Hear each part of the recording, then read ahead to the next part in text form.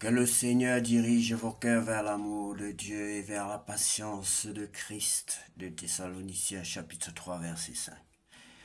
Que le Seigneur dirige vos cœurs vers l'amour de Dieu et vers la patience de Christ. De Thessaloniciens chapitre 3 verset 5. Que le Seigneur dirige vos cœurs vers l'amour de Dieu et vers la patience de Christ. De Thessaloniciens chapitre 3 verset 5. Bonjour bien-aimés, que Dieu vous bénisse, c'est l'heure de la prière et de la repentance. Prions ensemble. Seigneur, en ce matin nouveau, nous venons te louer et te remettre cette journée avec foi et confiance. Père Céleste, merci pour le souffle de vie et pour tes bontés qui se renouvellent chaque matin. Nous te confions cette journée, nos projets, nos pensées, nos actions. Remplis-nous de ta sagesse et de ta paix.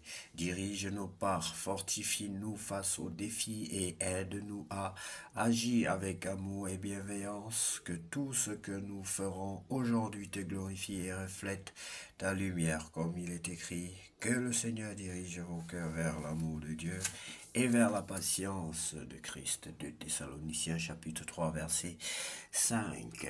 Bien-aimés, nous sommes heureux de vous recevoir dans la maison de Dieu. Merci pour tous ceux qui sont avec nous en ce moment. Que Dieu vous bénisse pour l'amour que vous avez pour sa présence, pour sa parole, pour ce qu'il est. Alors, sans plus tarder, bien-aimés, nous allons vous proposer une prière qui vous aidera à vous réconcilier avec votre Dieu, à vous réconcilier avec le Père, créateur du ciel et de la terre, en reconnaissant son Fils comme votre sauveur personnel, car il est venu sur cette terre donner sa vie pour quiconque veut, pour le monde d'ailleurs, pour le monde entier. Et il est écrit que celui qui reconnaît cela, celui qui croit en Jésus-Christ, qui croit qu'il est le Fils de Dieu et qu'il est mort pour lui, sera sauvé, bien-aimé. Si tu crois donc en Jésus-Christ, la Bible dit dans le livre de Romains qu'il faut aussi le confesser pour entrer, pour être sauvé.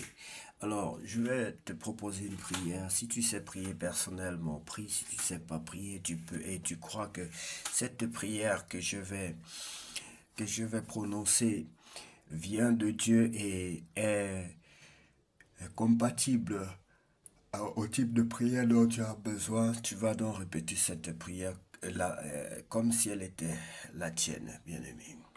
Tu vas te l'approprier de toute façon. Donc je vais prier, tu vas répéter après moi. Seigneur Jésus-Christ, je reconnais que je suis un pécheur. Je ne peux pas dire que je suis un saint, Seigneur. C'est toi qui es un saint. Tu n'as jamais péché. Tu n'as jamais offensé qui que ce soit. Tu es le saint de Dieu. Je te demande pardon, Seigneur. Je veux que tu sois mon Dieu. Je t'accepte dans ma vie comme mon sauveur personnel et mon Seigneur. Je te demande pardon, Seigneur. Viens dans ma vie. Viens demeurer en moi. Viens demeurer en moi. Viens détruire en moi tout ce qui ne te glorifie pas. Aussi, je te prie, Seigneur, donne-moi ton Esprit Saint, afin que je puisse marcher en conformité de vie avec ta parole. Que je puisse marcher selon ta volonté et non la mienne, Seigneur. Je t'en prie, au nom puissant de Jésus-Christ, j'ai ainsi prié. Amen. Bien-aimé, si tu as fait cette prière de tout ton cœur, sache que le Seigneur n'est pas un homme pour mentir, ni le Fils de l'homme pour se repentir, mais ce que sa bouche dit, ça me l'accomplit. Et sache que désormais tu es appelé non pas seulement créature de Dieu, mais enfant de Dieu. Nous allons enchérir davantage ces moments par la lecture de la parole de Dieu. Bien-aimé, sache que la parole de Dieu est la principale source, sinon pratiquement la source seule par laquelle tu dois davantage chercher à connaître ton Dieu et demeurer en lui, afin de croître aussi, parce qu'en demeurant dans sa parole, tu connaîtras la croissance. Lisons la parole de Dieu bien-aimé dans le livre de Hébreux chapitre 10. Le Christ supprime les anciens sacrifices. La loi de Moïse ne reproduit pas exactement ce qui existe. Elle est seulement l'ombre des biens qui seront donnés plus tard. Elle demande qu'on offre sans arrêt chaque année toujours les mêmes sacrifices. C'est pourquoi elle ne peut absolument pas rendre parfaits ceux qui s'approchent de Dieu.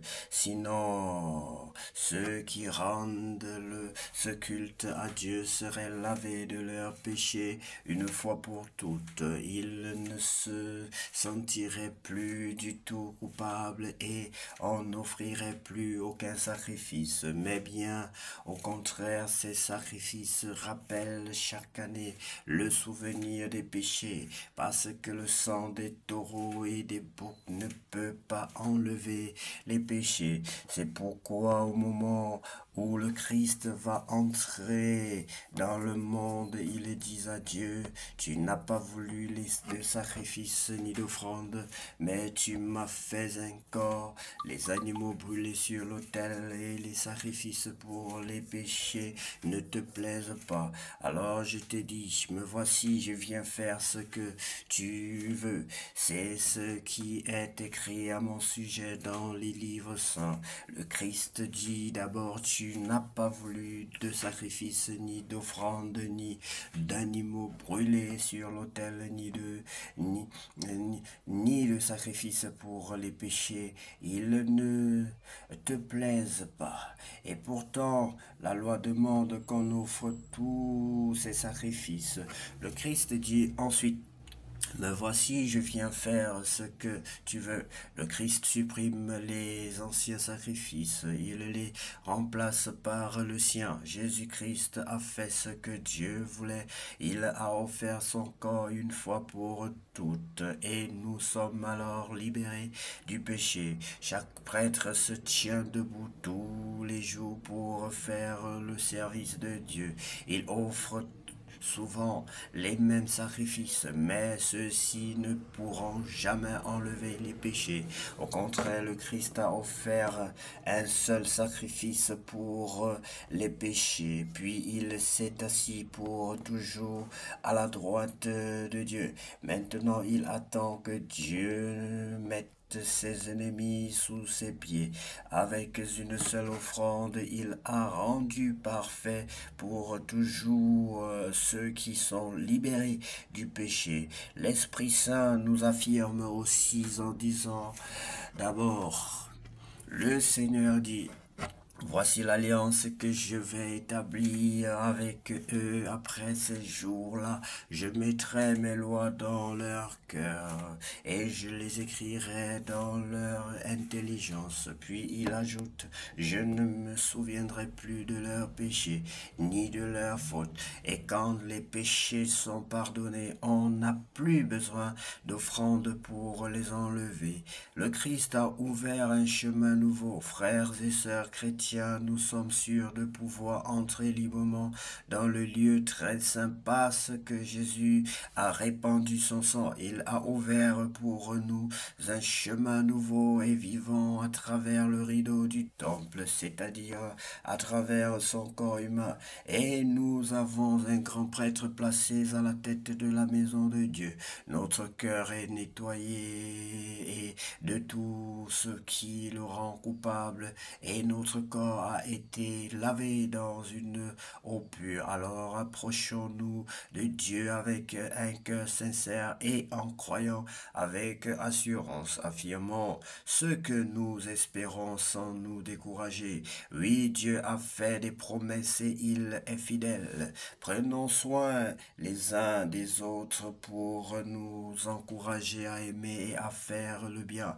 N'abandonnons pas nos assemblées comme certains qui ont pris l'habitude de ne plus venir. Au contraire, aidons-nous davantage les uns les autres, puisque vous le voyez, le jour du Seigneur est proche.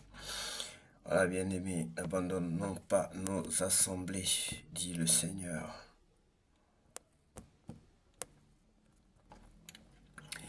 Nous avons appris à connaître la vérité après cela. Si nous péchons exprès, aucun sacrifice ne peut plus enlever les péchés. C'est une condition si on pêche exprès.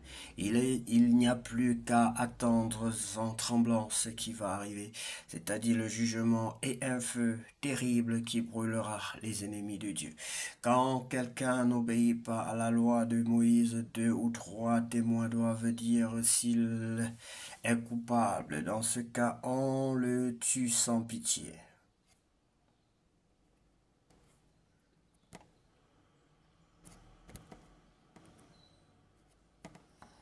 Celui qui méprise le Fils de Dieu méritera une punition encore plus dure, n'est-ce pas? En effet, celui-là ne respecte pas le sang de l'alliance qui l'a libéré du péché. Il insulte l'Esprit Saint qui nous fait connaître la bonté de Dieu. Amen. Oui, nous connaissons celui qui a dit: à moi la vengeance, je donnerai à chacun ce qu'il mérite. Il a dit aussi: le Seigneur jugera son peuple. C'est terrible de tomber entre les mains de Dieu vivant, du Dieu vivant. Rappelez-vous ce qui s'est passé autrefois quand vous avez reçu la lumière de Dieu. Tout de suite après, vous avez beaucoup souffert et vous avez résisté en combattant durement, ou bien on vous a insulté et on vous a fait souffrir devant tout le monde, ou encore vous avez soutenu ceux qu'on traitait de cette façon. En effet, vous avez souffert avec ceux qui étaient en prison. Vous avez accepté avec joie qu'on vous arrache vos biens, parce que vous le saviez, vous possédiez une richesse plus grande et qui dure toujours. Alors ne perdez pas votre confiance. Grâce à elle, vous recevrez une grande récompense. Vous avez besoin de patience pour faire ce que Dieu veut et obéir et obtenir ce qu'il promet. En effet, les livres saints disent encore un peu de temps, très peu de temps, et celui qui vient sera là. L'île va venir bientôt. Dieu dit: celui qui croit en moi est juste, et par là il aura la vie. Mais il retourne en arrière. S'il retourne en arrière, je ne mettrai plus ma joie en lui.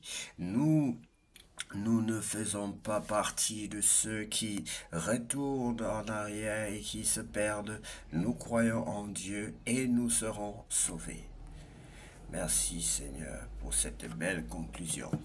Bien-aimés, que Dieu vous bénisse abondamment. Soyez toujours fidèles, restons fidèles à notre Dieu. Restons fidèles dans la méditation, dans la prière, dans la lecture de la parole de Dieu. Que Dieu vous bénisse, bien-aimés. Et surtout que cette journée soit la plus belle de toutes les journées ayant vécu sur cette terre. Sous le nom puissant de Jésus-Christ, que j'ai ainsi prié. Amen.